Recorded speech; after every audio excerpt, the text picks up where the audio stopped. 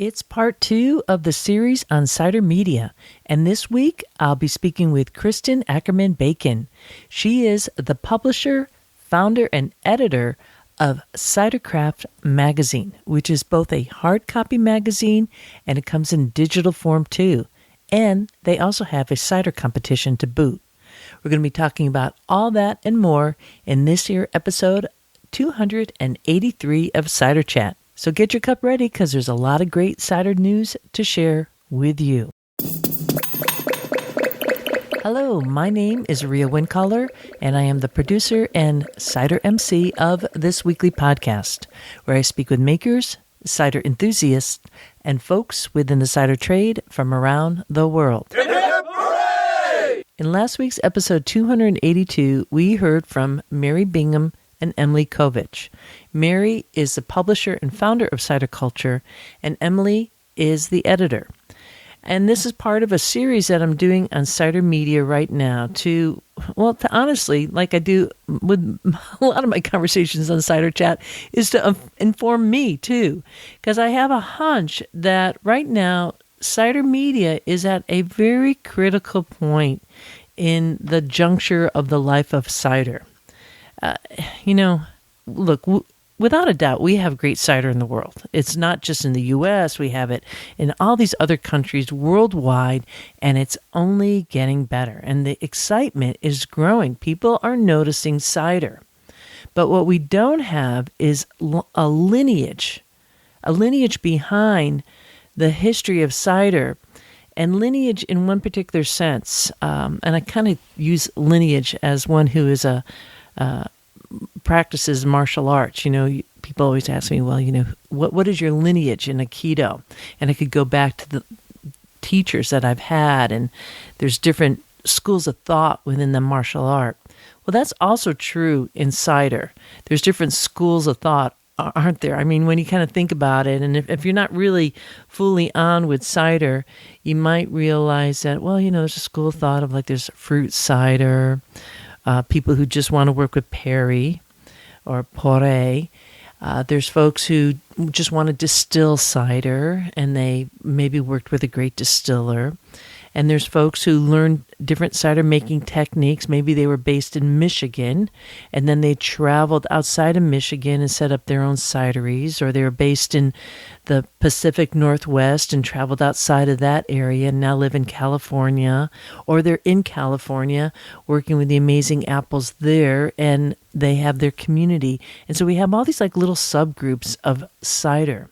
And that is the lineage of one's story, where you learn those techniques and how you bring it forward. For myself, my lineage goes back to, West County cider, the folks who were the first commercial cider makers in the U.S., starting back in 1984, and getting my roots there and getting to know many of the early pioneers of modern-day cider today in the U.S., And all that lineage, all our background will impact the story of cider going forward. And I feel it's absolutely critical that we are supporting cider media and shining a spotlight on it so that it will grow and will really entice perhaps you out there right now in Ciderville to think about, I like writing. I'm a good writer. Maybe I've published or I have a diary and I've been writing for years and I want to talk about all the knowledge I've gained about growing apples. We need people in media to hold it because right now it's there's not a lot of us. We need media to stick around to keep lifting cider up. So I could go on and on about this. I have a lot of thoughts on it. I've already pulled in the keto lineage and stuff, but that's what we're going to be talking about. And this week, I just had a delightful time talking to Kristin. We'll be rolling with that conversation shortly. But first, I have a wee bit of news from Ciderville. So go fill your glass and we'll be right back. Walking through the orchards. Like all media, Cider Chat welcomes sponsors. So when the Northwest Cider Association asked to be a sponsor of this here podcast, I was absolutely delighted. Of course, that's fantastic. I love helping to promote the regions of British Columbia, Idaho, Montana, Washington, and Oregon. Incredible apple growing regions, amazing people. It's a foodie paradise. So let's hear from Emily right now. She's going to be telling us about a very specific apple. She's been doing these like little commercials for the association, and I just adore it. So I'm going to hand it over to you, Emily, and let's hear what is in the cider box and help you get these ciders to the people who are just so thirsty for this region of the world. Emily Ritchie here. I'm the Executive Director of the Northwest Cider Association, supporting 100 cideries across the Pacific Northwest. We recently launched the Northwest Cider Club to make it easy to drink in the Pacific Northwest. Get insider access to our Northwest cider scene. We ship hard-to-find, expertly curated ciders from up to 10 different producers, all in one box quarterly. When we dive deep into cider, we always end up in the orchard. Our upcoming shipment focuses solely on apples. Have you ever heard of the opal apple? Opal apples are actually grown exclusively at one farm in southeastern Washington state. This is the only orchard in the entire U.S. that grows opals, making this variety extremely unique. They're the first U.S. apple variety to be verified by the Non-GMO Project, the only independent verification in North America for non-GMO food. Order our elevated Cider Club box today to taste a 100% single varietal opal apple cider from a very small, hard-to-find cidery called Freewater Cider. They're in northeastern Oregon in a town with only 7,000 residents. The cider is a faint opalescence in color and has intense aromatics of pineapple, Asian pear, and lychee on the nose. Its rich, tropical fruit flavors of star fruit and key lime combined with mild acidity provide for a lingering and refreshing finish. This cider is unfiltered, it's barrel-aged, and it has no added sugar. Become a core part of the cider community and connect with other cider enthusiasts from across the U.S. by joining the Northwest Cider Club. Enjoy the fact that not only are you drinking delicious ciders, but supporting small farms and businesses across the Northwest. Learn more at nwciderclub.com/podcast. So now you know that opals aren't just a stone that you wear on your earring or on a ring. It's an apple. How cool is that? And I was looking on their page, so I put in nwciderclub.com/podcast. And it's really easy to click on, what's in this box. And I did. And I'm on the elevated apple varieties or varietals. And the key to know right now, Ciderville, is that you want to sign up by August 18th. So the clock is ticking because this podcast is going out on August 4th, not April 4th. And that means you only have a little bit of time here to sign up for this amazing box. So you want to get it in today while you're listening to it. Stop the podcast, press pause, put a little note, send a text to yourself or a little email. That's what I do to do reminders to sign up for this. You're going to put in nwciderclub.com/podcast. Or, as I like to say, nwciderclub.com/podcast. And remember, by supporting these local makers and supporting the Northwest Cider Association and getting cider, you in turn are actually also helping to support Cider Chat. Up next is part 2 of our series on cider media, and we're featuring Cidercraft Magazine.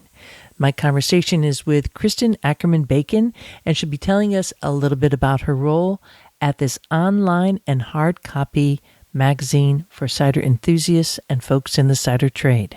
I am the publisher and owner, and I started Cidercraft. I was just looking at 7 years ago, which is just totally blows my mind. I have been in the publishing world for over 20 years. I started with some luxury real estate publications and then worked for another magazine called The Raw Report, which is a ultra high end, magazine for gazillionaires. And so I kind of got the publishing bug back then, and had a custom publishing company with a couple other business partners, and still work with them a little bit today, and they do their thing, but really wanted to kind of start something that was like back in my community and really getting back to, one-on-one with these really cool producers. And I grew up in Eastern Washington, which is kind of the grape capital of Washington. And so I've always kind of, inadvertently been involved in the beverage industry since I was young with my dad. So I have been very passionate about all beverages. I love cider, but I also love wine and beer and everything. And there really wasn't a publication for the Pacific Northwest at the time that was really covering all craft beverages. And so that's kind of how I got started with SIP. We actually celebrated our 10-year anniversary last year. We're going to have a huge, big bash, but the big bash was the pandemic. So we're hoping to do something this year. But, and what happened with Cidercraft is that I have been speaking at CiderCon, just, doing some of the media sessions. And James Cohn of Wandering Angus was always like, you should start a cider magazine. I was like, yeah, right. That's like, it wouldn't have happened back then. And then literally fast forward like a year, we were like, if we don't do this, somebody else is going to do it. And we have been covering cider extensively in our SIP magazine for, was like 5 years at that point. And so we really felt we had a good handle on it and wanted to do it right. Meaning that there's so many misconceptions of cider. I just get it all the time, like, especially back then. Oh, it's just a sweet drink. I don't like cider. And I just felt we wanted to go very much the education route with the publication, and not just reviews and, recommendations, but really talking to the cider makers and talking about methodologies of like, how they produce their cider and really kind of digging deep. And so that's how it came to be. And we're still around. Yay. Yeah, 7 years is it's a lucky number for sure. Yeah. By the way, I am at my house, so we do have some neighbor dogs, and that's just how this happens these days. So yeah, that is so classic cider. There's like a orchard dog, or there's, totally something, or birds flying overhead. That's an ambiance that we love. So you have this background with wine. Does your family make wine? Is that part of it, or? No, my dad actually insured a majority of the vineyards growing up. And so I was kind of always trouncing through the vineyards, and I was tasting and sampling wine since, a pretty young age, and just kind of got a bug for it. I mean, I was that person in high school that was drinking like craft beer and not, natural light when we were all at the Kegers. So I've just kind of refined my palate over the years. And I think cider was just kind of a natural transition. I didn't know too much about it before we started going to CiderCon, and it just kind of opened up a whole world. And I think that, I think beer gets compared to cider a lot, but I really think that, it's definitely made more like wine. So over the course of that 7 years, and James that you talked about, at one point he was the executive or the president of the United States Association of Cider Makers, which is now the ACA, American Cider Maker Association. So at that time, cider in the Pacific West, Northwest, it was like, how big? What was like the number of cideries that you were seeing at that time compared to today? Yeah, I mean, I think that there's some that have been around for, like 15, 20 years. And I would say that was probably about a handful of them. When we started, there was really about, I would say maybe 10 kind of players in the Pacific Northwest cider game. Mm-hmm. And I think, I want to say they're up to like 50 or 60 in the Northwest now. So it's grown quite considerabally. Yeah, definitely. Yeah. I mean, quite the arc that we've seen just in the past 3 years. Just as like any other place in the country that like has or had orchards for hundreds of years, like everybody's actually been making hard cider for a long time. It's just a matter of who kind of broke into it more commercially. So, Yeah. Do you make cider at all? I do not. I did try my first batch and it did not go so well. It's actually a pretty funny story. We went on a press trip to an apple orchard in Yakima, and we pressed our own fresh organic juice and had the gallons in the trunk of my car. And by the time we got back to Seattle, I honestly had forgotten about him. And it was in the middle of summer. And so a couple days later, I pop open my trunk and everything had exploded. There were fruit flies everywhere. It was an absolute disaster. So I always like to say, I'm going to leave that in the hands of people who make it well already, and I will just imbibe on it. So I am sorry to hear that first experience. Wow. I can only imagine. What a mess. I have all the equipment from an actual photo shoot that we did for a cover photo shoot for one of the issues of Cidercraft on home cider making. So I have all the carboys. I have like all of the stuff. It's just sitting there. And I'm just a little timid to kind of dip my toes in the water again. But I do have one Dabinet apple tree in my front yard. And last year it produced 23 apples. So I was very excited about that. Perfect. Boy, that's choice apples. You might be able to, do some type of barter with one of the local makers. Totally. You have a certain vantage point and what you're working with, and you're now going worldwide. Let's talk about the magazine itself and the publishing cycle. Specifically, who's your target audience that you're looking at? Well, this is really interesting because originally when we started the publication, it was very, 100% was going to be consumer focused, education based, like really kind of just getting the word out about cider. And then as it evolved, we realized that every cider maker in the country and world were reading the publication. And so it kind of, it showed us that we needed to slightly adjust our editorial content to also speak to cider makers and do, some get a little more nerdy with some of the content as far as like, our current issue has a story on co-fermenting and things like that. So it's evolved, and we definitely try to keep a really good mix. I would say probably like 80% consumer driven and then 20% really kind of more for the trade. And originally when we started, we were publishing just 2 print issues a year.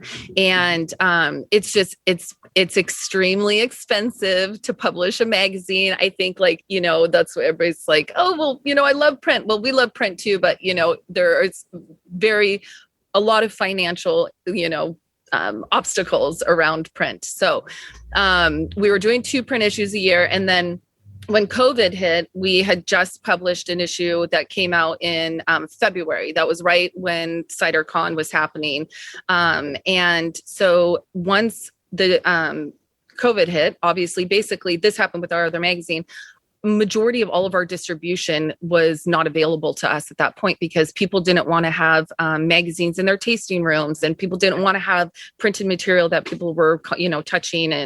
And so that was really tough for us because it's not a matter of, at that point, you have a very large investment into going into the print. And if you can't distribute the 25,000 copies that we publish, we're really in the hole. So we pivoted and I think we published 4 digital versions of the magazine over 2020. And so at this point right now, we're doing 2 digital issues, full issues a year, and then we'll have 1 annual print issue that'll come out in January, which will coincide with CiderCon.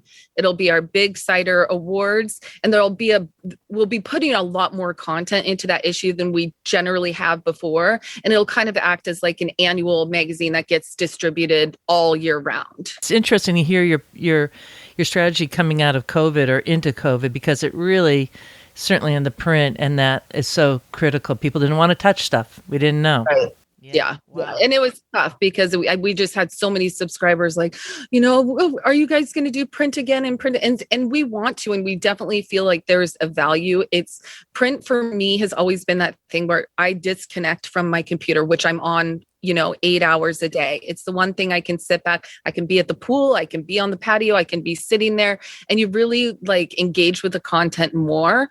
And so there will always be a print version of the publication, but there is a lot going on in the cider industry. And I always say online content is timely, print is timeless. So like print is always going to be, in this annual issue, it's going to be something that you can always pick up, like, 2 years later, and it'll still be relevant. Whereas like online, we can put out the press releases and, new releases that people have, or openings and things that generally wouldn't go into an annual print edition. So I'd like to get back to like the audience piece, because I definitely hover in that same place too, because I think that there's so little cider media in the world versus the wine world has, bloggers like a Santa Claus stocking, on the wall. It's like overflowing with so many different options on the media. But in cider,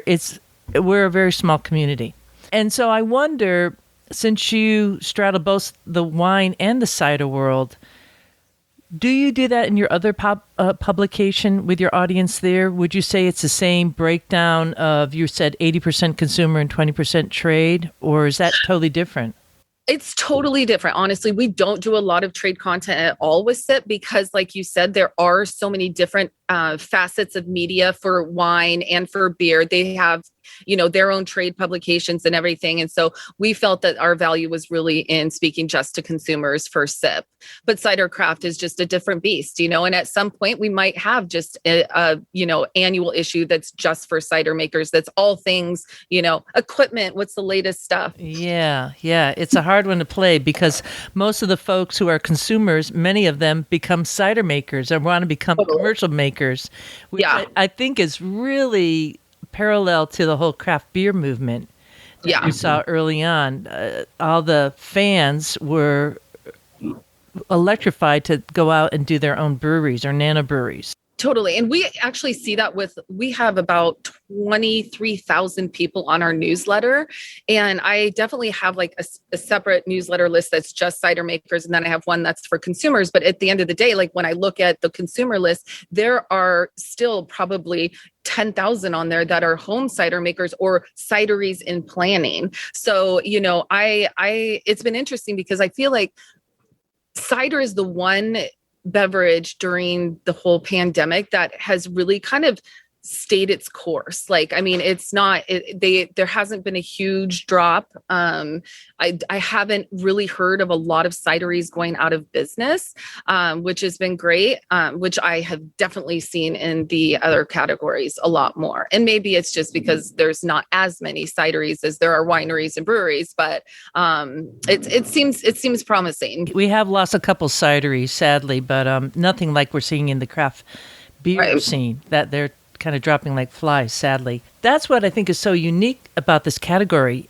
is that it's so wide open. Right now, the cider media is kind of creating the story for and the history of it in tandem with all the commercial makers and fans. But I'm kind of wondering for you, when you're looking at the consumers, where are you trying to bring them? We wanted to be able to publish a magazine that was like, 80 pages of content, which I always joke, like, you can only put an apple on cover so many times. Cider is very, like, unfortunately, like, ingredients wise, it's very one dimensional, and so like what we wanted to do is really kind of show the breadth of like what cider can be. And so every issue includes like a profile or a Q&A with a maker, some sort of like travel, like specific article. We always give reviews and recommendations. Like we do a buying guide every issue where we will, we pick 3 different categories. So this issue is Kingston, single varietal Kingston blacks, island flavors, and cherry ciders. And so I send out a call for submissions to all the cideries and say, if you have this, submit it. We get together a group of judges and we blind taste through everything. We pick the top 6. So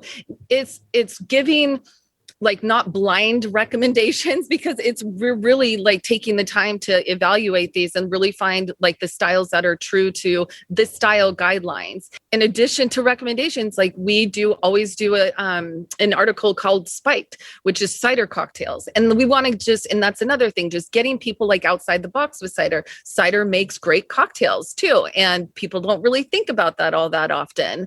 And so I think it's just like really just like, we're never going to do just one buying guide of just all ciders here, try them, like we want to talk about, like we talk about botanical ciders, like why cideries like decide to use botanicals in there. And then here are a few recommendations to try based on the kind of, the totality of that article. Cool. We really try to cover as much as possible. And I think that's the thing, is just trying to not make cider so one-dimensional. And there's so much to cover, isn't there, Kristin? Yeah. I mean, it's just like over the top, which again is the excitement of it.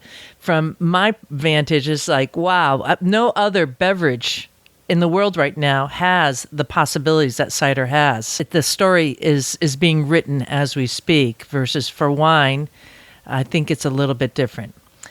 And one thing, and let me just mention that I forgot, we always do a pairing story or cooking with cider too. And I think that's like a really huge part of it too. It's that, like wine has always had those, pairings. You could Google wine and cheese pairings and you're going to find everything. And that's another thing, is that cider is also super food friendly. And so like getting people to maybe say like, okay, I'm going to have a dinner party, but I'm going to pair everything with cider versus wine, is just kind of getting them to kind of think outside the box that way. Mm-hmm. So being such a wine fan, I don't want to kind of put you... I'm an everything fan. I am an equal opportunist when it comes to beverages. All right. I hear you. I haven't got on the seltzer, wagon yet, though. It's just not there for me. So that's okay. You're speaking to the choir here on that one. Yeah. Well, there's only so much you could drink, so you might as well put your consumption in the right direction if you want to go there. Life is too short to drink something bad. You said that you're publishing right now, if I'm getting this correct, because it sounds like it's changed. So there's going to be one hard copy per year. That'll be coming out at the beginning of the year, because that's when CiderCon takes place. And then 2 digital. Yep. So the current one just came out, a week ago. Yeah. And you can download that on our website for free right now. So right now we are kind of letting everybody just consume as much content as possible. We are creating a really cool hybrid model of the subscription now, which will be available later this week. I'm not sure when you're airing this, but we will drop that in at some point. But it's going to be, a subscription is going to include the 2 digital versions of the magazine that come to your inbox, the print edition, and 4 virtual tastings a year. So those will be like either education based, or we will include some sort of kit that you can, buy to taste along with us. So you'll get a lot of value. I mean, that's the one thing, like going back to like my old publishing days, like, it is so weird. Like we worked on a magazine for 3 months. We sent it to the press. Then it went off to subscribers. Then you start working on the content for the next edition. Well, now in media, we have print, which has separate content. Our online is totally separate content. And all of our social media outlets are totally separate content. So you're actually managing like 10 different channels for one publication, which is just like, it's mind blowing. So I always say, like, yes, you can see the magazine, but like there's so many other things that we publish on the website and totally on social media too. So we are pushing out as much cider content as humanly possible at this point. Folks could get the digital copy, which is separate content, you're saying, than the hard copy. Yeah. And it's literally just looks exactly like the magazine. It's a flip magazine. It's the same, separate editorial. It's just not in physical hard copy. Mm-hmm. And so that goes online for free. And then at a certain point, it's like behind a paywall. No, it's not right now. That is probably something we are going to be looking into, but not so much a paywall, but more of like a subscriber access.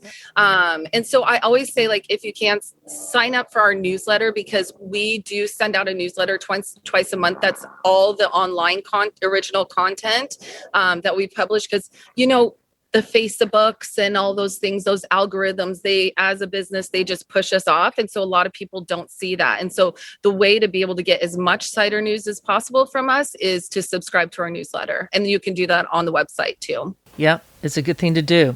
You subscribe to the newsletter, And then to get an actual subscription, that will be online. You just go to the website, cidercraftmag.com, click on subscribe, and the subscription will be on there and you can purchase it right there. perfect. So you have this team of writers happening. You got a Yep. group that you're working. You're based in Washington State. You're in Seattle. Is that right? Yep. Okay. But you're working as many magazines do with writers around the world. How can writers get involved? Folks who are like kind of hankering and they got a good story. Oh, please reach out to us. I mean, that's like the biggest thing. It is the hardest thing to find good cider journalists. I mean, it's just because not a lot of people really specialize just in that, which is fine if they do other beverages too, because honestly, it's a very, if you know one beverage, you know how to write about another one if you're pretty passionate about it. So just email into us. You can go onto the website and message us direct from there, or you can email me directly at publisher@cidercraftmag.com. Send us a pitch. If you have a story idea, we'd love to hear about it. Generally want to know that you do have some previous writing history, because there's a lot of people that reach out that just want to do this for fun and they like cider, but there's definitely, we want to make sure that it's still written in a way that's educational and informative and, gives value to the consumers. So I guess if you're a new writer starting out and you've been in the cider community for a while and you probably do have some skills, we're going to give people, the best leg up there. It might be a good idea that they send in a little bit of a writing sample too, if they're going to be sending. Would love that. Right. Yep, absolutely. Yeah, if you have any clips or anything from previous stories that you've had published, even online, obviously a lot of things are online these days. So just include that when you send it in, and give us a solid pitch. Some people are just like, oh, I just really love dry ciders. Can I, write a story about it? But why about dry ciders? What's the shtick, So, but yeah, we are always open to people pitching us. When you make it look so easy, it's hard to imagine what actually goes in there, right? Right. Totally. And that's the thing. It's once it comes in, even all the web stories go through our editor, go through fact checking, copy editing. I mean, it's not something that you can just submit a story already written and we just throw it up on the website. We want to make sure that it's in the voice of Cidercraft and kind of follows our ethos of, how we want to be portrayed. Let's talk a little bit about the cider competition that you do. We have been actually doing these awards for Sip Magazine for 10 years. We're actually just about to do our 10th annual, and we've always included cider in that competition. And so it was kind of a natural fit. There's only Glencap, which is obviously well respected. We love what they do. They are kind of the original OGs of cider competitions, but we do it a little bit different, and we always have. We always kind of say we're not the little league of cider wine competitions. You don't just get a participation medal just for submitting. So the way that we do it is everything gets submitted based on specific categories of cider. And the categories that we follow the guidelines of the American Cider Association. We also, work kind of with Glencap on their categories and things. And we've also identified a few additional categories that we feel. So they get all submitted. We have a big group of judges that gets together once a year. It usually takes about 2 days to get through the ciders. Last year we had 500 ciders submitted from all over the world, which was absolutely amazing, especially during COVID. We did this competition, which was so insane. The culmination is basically all published in our annual awards issue. And so it's platinum, double gold, gold, and silver. And then that's, basically it. We wanted, and that's the thing that we did with our other competition, is we want to find the very best. We don't want to just say, okay, this is 75 points, or we didn't want to go that whole wine route. We just basically wanted to give consumers and say, listen, these are the top 4 in this specific category. Get them, go find them. So it's kind of like we build this shopping list for you for the whole year of all these different ciders to try. And it's so fun. even like, I mean, and I keep going back to sip because it's just like, there's like in the wine category, we don't say like, okay, over 25 or under 25, best, Chardonnay over 25, under 25, because that's where you find like the little gems, like we had a $10 Chardonnay from Washington win over like longtime producers, that were like $50 bottles of Chardonnay. And I love finding those little gems. And even with Cidercraft, like a lot of these people don't even package. And I always like, some of our consumers, like our readers, are like, oh, but you feature this, but we can't get it, but I think that we always want to champion the small producers, and whether you can't get it shipped to you directly, if you're in the area, you now know like this is one of those spots that I have to visit. So we don't want to exclude anyone. We do say in the requirements that essentially like when you submit this cider, it has to be available like 3 months after that published date. So at least if somebody does want to get it, they can get it. And thanks to Vino Shipper, like during this whole time, they've really created this amazing online shipping program for cideries that have never packaged before. So the amount of cider and the, the array of cider that we can get online shipped to us direct to our door now is absolutely insane. It's awesome. Just kind of finishing this up, one of the key topics for makers is, people feeling out of the loop, not being able to get their great cidery in the news. So do you have a couple tips for producers looking to get coverage for their product and maybe their own story? We can't write about what we don't know. And unfortunately, even though we do have writers all over the country, it is hard to get out there and just try to find every single gem that's out there. Sending in an email at first, you just to like introduce your cidery to us. And then at that point, like if it's something that you package and that you can get to us, we definitely will request samples. And I always say, don't send us everything you have, because there's some cideries that are producing like 25 different ciders. Like send us specifically the cider that is kind of your flagship to start. And then maybe a cider that you're really excited about, or maybe it's something experimental that you're doing that nobody else is doing, something that'll kind of make you stand out. And we will taste it all. I mean, that's the thing. And that's where we get to be able to, like, if we don't have room, to put it in the actual magazine, we'll do a social review. We've got a great social media following. We have done a partnership deal with Cider Scene. And Cider Scene are these wonderful twin brothers in the Midwest. And we actually met them a couple of years ago at CiderCon, and we just loved their enthusiasm and like what they were trying to do with their brand. And it's very different than what we do. We found that we absolutely can join forces and reach a broader audience together in, working together to share content and doing these like events online and, maybe doing events in person at a specific point. But basically Cider Scene has a huge social following because they have a much younger audience. They're reaching the people that are just getting into cider or cider curious, or and so they have a very different voice. Whereas we just did a reader survey, and majority of our readers have been drinking cider 20 plus years. So that audience right there is just so different. They're not looking for the funsy, whatever, but like, if we can combine forces, then it's just, we really want to be a great voice for the cider industry in all aspects, whether you're a brand new cider drinker or you've been drinking cider for 50 years, And that is Trevor and Nolan O'Malley. They're wonderful. And my business partner is my sister, my older sister. And so we kind of think of it as this is a fun little family affair. We very well know what it's like to work with family. And so I think it's a really fun dynamic. And we've had so much fun just even like putting together this partnership. So I think there will be a lot of really fun online things that like I think are just going to be better with both of our voices.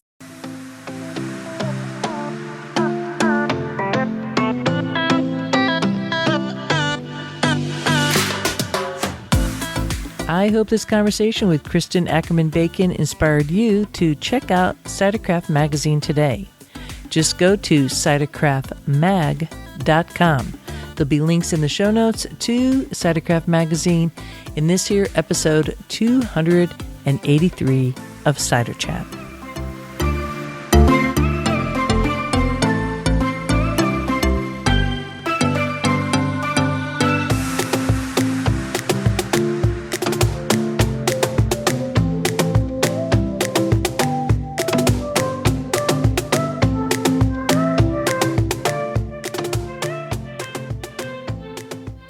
Good conversation always makes me feel hopeful, and certainly a little bit of fun music in the background helps too. And it kind of gets me into the mood for sharing with you a little email that came in from Eric at Zydeco Meadery. He writes, "Hi, Rhea. We met almost 2 years ago at Cider Days. You walked past my mom and I while we were talking to the lady holding a flag with the words Pomona Rising. Well, Eric, I kind of looked into that, and you were definitely talking to Judith Maloney, who is the Queen Pomona herself. It was she and Terry Maloney who really helped launch modern cider at the time, back in 1984, the first and only commercial cidery in the U.S. at that time. It's just kind of wild, isn't it? So good for you." Anyways, he continues on with, "I'd like to say thanks very much for this podcast. I listen to it while I'm at work and while I'm on the road driving to sell mead at the farmers market in Wichita, Kansas. It was because of your podcast that I learned about Franklin County Cider Days in 2019. How New England and New York are the Napa Valley of American cider cultivation. And equally important, I purchased English bittersweet apples from the nice folks at Black Diamond Cidery in Trumansburg, New York." Well, oh man, that just is so sweet, because Ian, who is the cider maker at Black Diamond, he was a department head of pomology at Cornell for so many years. So you picked a good place to get some apples for sure, Eric. You go on with, "Although I specialize in mead manufacturing in the state of Kansas, I have planted a tiny 29 apple tree orchard at home in Kansas City, Missouri, using trees from Maine, New York, and North Carolina. Many, if not all, of the orchard owners I purchased from were interviewed on your podcast." Whoa. "I have also incorporated New York fruit in my Kansas cider I produced commercially last year. I have plans to use more New York and New England fruit in various 2021 sizers." Woo woo, love hearing that. "Your podcast has made this former Bostonian nostalgic for home, because I wish I had access to all the great fruit Massachusetts produces." Man, that is so... I kind of needed to hear that today, so thank you very much, Eric. That's really kind of you to write that. He continues with, "As long as my kids are tolerant of long road trips and my mom and grandmother still live in Boston, I'll find a way to continue to transport fruit and juice back to Kansas. I always have good kudos and sing praises to New England apple farmers, and I have you to thank for the exposure. Keep up the great work." Well, I'm feeling a little teary-eyed here, Eric, a little teary-eyed. Your email couldn't have come in on a better day. I really appreciate it. And if you want to find out more of what he is doing at Zydeco Meadery, which you gotta love, check it out. Just go to Zydeco Meadery. Zydeco is spelled Zydeco, meadery.net. And it's kind of interesting. You're the second mead person I've heard from, recently just heard from Sebastian, based in Germany. So there is a lot of crossover, isn't there, in the fine world of fermenting. And it's, it's great because the door is always open to all, certainly in our special spot of Ciderville. Thanks again for writing, and best of luck. Keep us posted on the orchard and all that you're doing.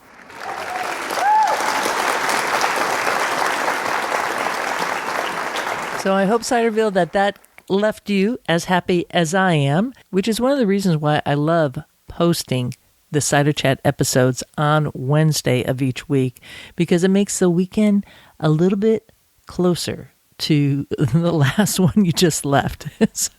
Look, I'm always looking for all the fun out there. Speaking of fun, you should know, if you have heard of the app called TikTok, it's a social media app. There's a bunch of postings now from my recent cider-fueled road trip to New York and Pennsylvania. I think probably by the time this goes live, there'll be like part 6 or 7 up, perhaps. I've been rolling out little daily posts of the tour, snapshots that I took that I won't really be including in on the audio portion of those episodes when they do go live. So you might want to check that out if you enjoy seeing a little bit of the behind the scenes. I didn't get any windshield wipers, I don't think, up there yet from my amazing 1997 van. But you could check that out at TikTok. I'm on there at Cider Chat. And always as a reminder to all of you out there in Ciderville, if you find this podcast worth your time and valuable info coming your way, then do consider donating today to Cider Chat, becoming a sponsor, joining the Cider Chat Patreon page like so many amazing people out there in Ciderville do. It really helps keep the podcast afloat, and I couldn't do it without all of you. So check it out. You could go to ciderchat.com, find the donate button, and also find a link to the Patreon page. It's spelled Patreon. And can you believe it? It's already August. Oh my goodness. This month is going to be a little wonky for me. The tail end of it, I'm traveling. So I got to keep on rolling along and tidying up things here before I hit the road.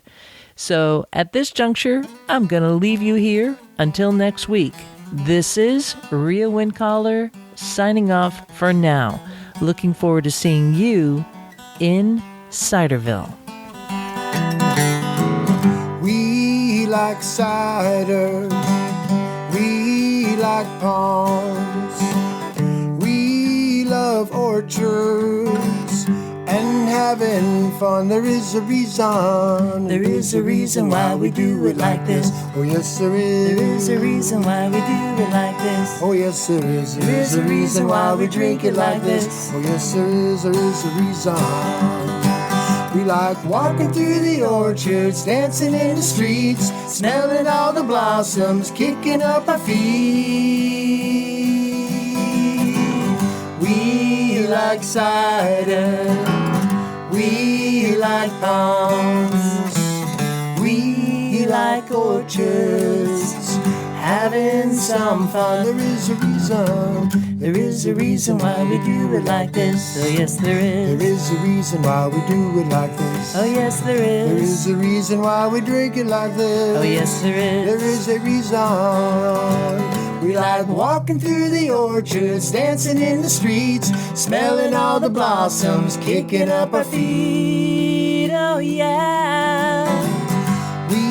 We like cider. Oh yes we do. We like palms. Oh yes we do. We love orchards, having some fun. There is a reason why we do it like this. Ba-da-da-dum. There is a reason why we do it like this. Ba-da-da-dum. There is a reason why we drink it like this. Ba-da-da-dum.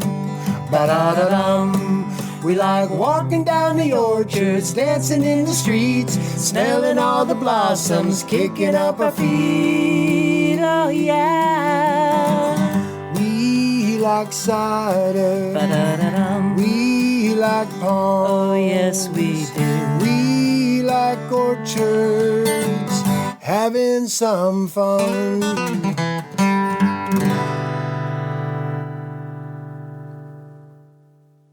Yeehaw!